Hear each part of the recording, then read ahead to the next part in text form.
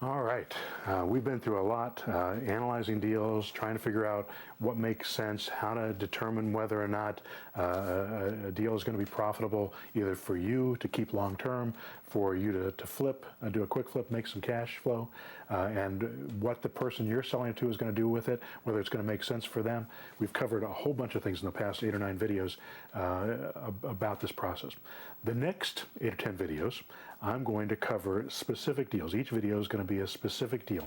And I'm going to read emails that I've received from you guys, and I'm going to talk about the deal. And a lot of these emails that I received have incomplete information.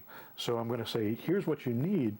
Here is some information that you need to analyze these deals that you don't have. And here are the different ways that it might play out if it works.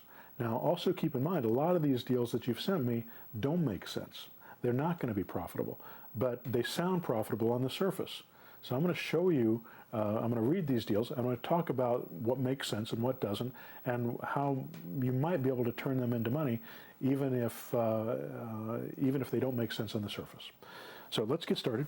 This first one is from, and some of these folks have asked me to not use their name, and some folks have just given me a first name and where they're from or whatever. So I'm just gonna read it as I got them. This first one is from John in High Point, North Carolina. He says, I've acquired a foreclosure for $13,700 that needs $10,000 in order to be habitable. It's in High Point, North Carolina, about 2 blocks from major shopping center and convenient to just about everything. It's about 60 years old, 2 bedrooms, 1 bath, new kitchen, cabinets, floor, new water heater, baseboard. Stop right there. All right. First of all, none of that stuff matters at the beginning. You don't need to know anything except the numbers at the beginning. If you know the numbers and the numbers make sense, then these things, that stuff becomes important to know, or sometimes valuable to know. Sometimes you don't need to know it. Sometimes it doesn't matter. But let's just stick with the numbers. Let me finish the thing. Talks about the size of the house, the bath, the house being rehabbed, it's being painted inside and out, the rehab's going to take a month, on and on about things that really aren't the important part of it. Now, I can understand how everybody would feel that these are important, that these are important due diligence issues, and I appreciate you sending them to me. I'm not trying to beat you up, John, for this, so don't take this personally. But what I'm saying is, first look at the numbers. All right, so now he says, the after repair value and the broker's price opinion are about $45,000, and properties in this area only command rents for $400 to $450 a month, which is why I'm not springing for the additional $2,500 to add air conditioning to the house. I would like any help that I can get in selling this property. All right, so let's look at the numbers on this deal. I had to go get my handy-dandy HP business calculator that I've had for 25 years. You can see it's even coming apart at the seams here, but it still works wonders, and I still love it. I've bought like 2 of them since then, and I keep losing them, so this one sticks with me somehow. I don't know why. So let's say he's got $13,700 that he can buy the property for, plus $10,000 repairs. That means he's going to buy these properties for $23,700. He thinks that he can get $400 to $450 a month for the property. Now, we don't know. He didn't give me the tax income on the properties, or the tax bill on the properties. We don't know how much that's going to be. But let's say that it's $100 a month. That would be probably pretty average for a property like this. And let's say that the taxes or the insurance is going to be around $35 a month. You got let's say it's going to make $450 a month times 12. That means $5,400 a month. Let's subtract from that $1,200 for taxes a year. Let's subtract from that $400 a year in insurance. That gives us $3,800. Let's subtract another $540, which is 10% of $5,400 for the property management.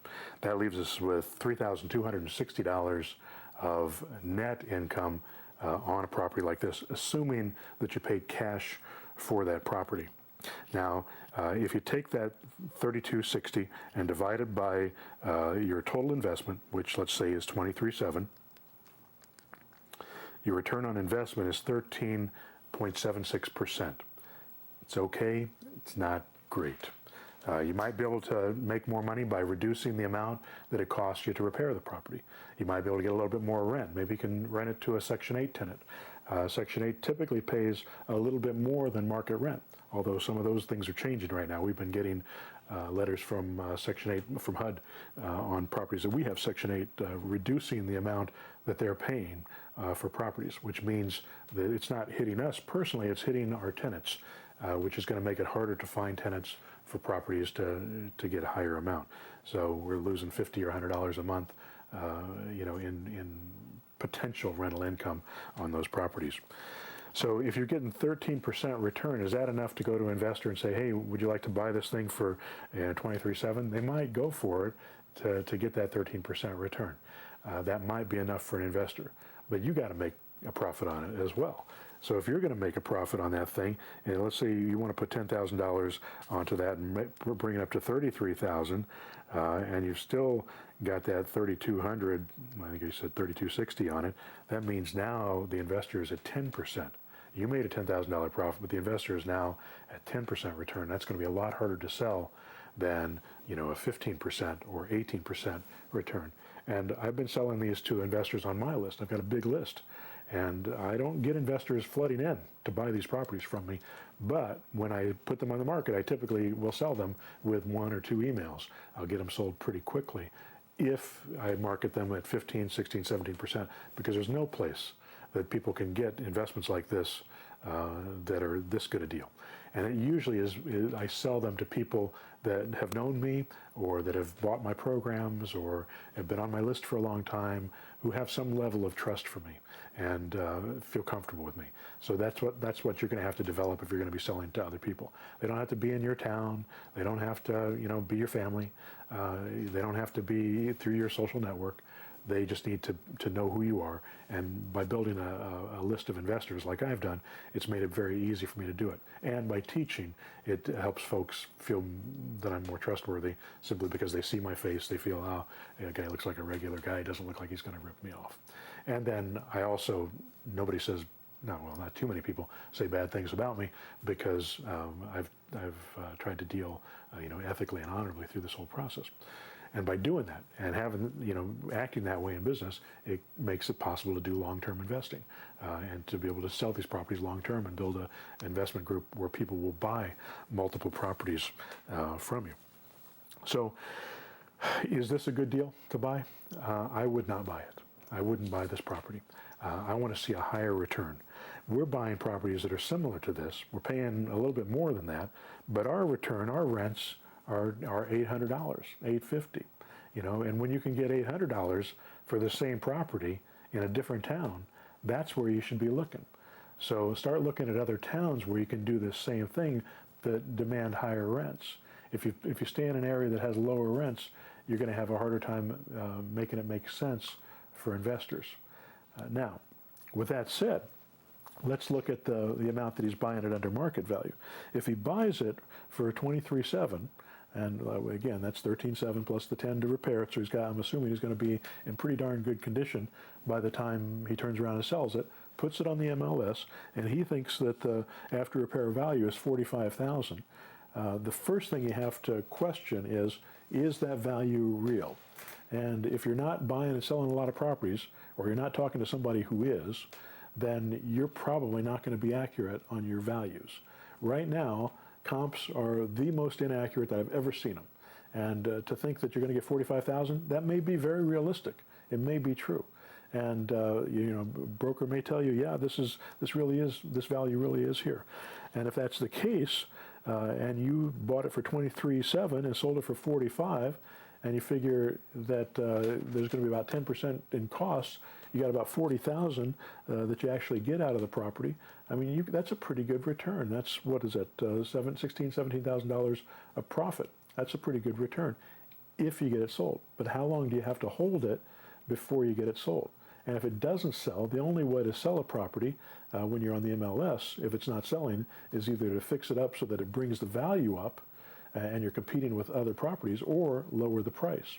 The MLS is a good solid marketing tactic, And it will work if you're priced properly for the market. But people buy on average, or they look at on average between 18 and 23 houses before they buy one. If yours isn't the best one of the bunch, then they buy another one. And all you did was help serve to sell your competitor. So you've got to be able to compete with properties that are priced equal to yours. If your property isn't as good as the other properties priced to yours, then they're going to buy something else. So that means you lower your price if it doesn't sell. And there's all sorts of statistics I could give you, and I teach this to my mentor students and on the push button method about how to tell whether a property is priced right or not, because there is a way to do it, and there is a way to analyze that process and not take a guess for an answer. You can price a property, then you test the way you sell it, and try so you get your top dollar for it, because it's all about time and money. The higher the price, the longer it's going to take you to sell it. You can probably sell any property at any price if you wait long enough. So it's just a matter of, can you wait? Does it take a month? Does it take 6 months? Does it take a year? Does it take 10 years for the values to come to where where you can sell it at that price? Eventually, it's either time or it's money. If you want to sell it quickly, if you want to sell it within the normal span of time, then you need to lower the price. So you could be holding on to this property with this $23,000 of investment with no money coming in for months and months and months, 6, 8, 10 months, 12 months, and you can still hold this property, dropping the price all along where you get it down to suddenly, and if you did the work to the house yourself, you end up making $2 an hour for all the work you put into it.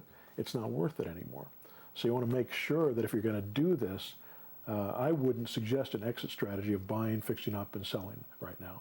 I don't think it makes sense, because if you're trying to sell it for cash, all it's going to do is you're going to have to go to lenders, and your buyer's going to have to go to lenders. And if your buyer has to go to a lender, it's going to be hard for them to get a loan right now. So I wouldn't put yourself in that position, because it's going to eat up all your capital. On the other hand, if you could buy into this property and just get your 13% return, I think it's too low. I think you should be making closer to 15, 18, 25.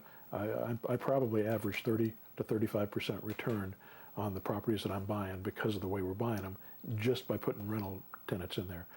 And that doesn't count all of the equity that I bought into. I'm turning around selling those properties to folks where they're making between 15, 18% return on their investments, plus getting a chunk of equity. So it makes sense to them if I sell it. And whenever I need cash flow, or when I need capital, or I want to buy more of these, then I'll sell a few of them off, and we'll buy a few more to replace them, and we'll have cash flow on top of that. And you can do the same thing. Alrighty, hope that helps for this deal.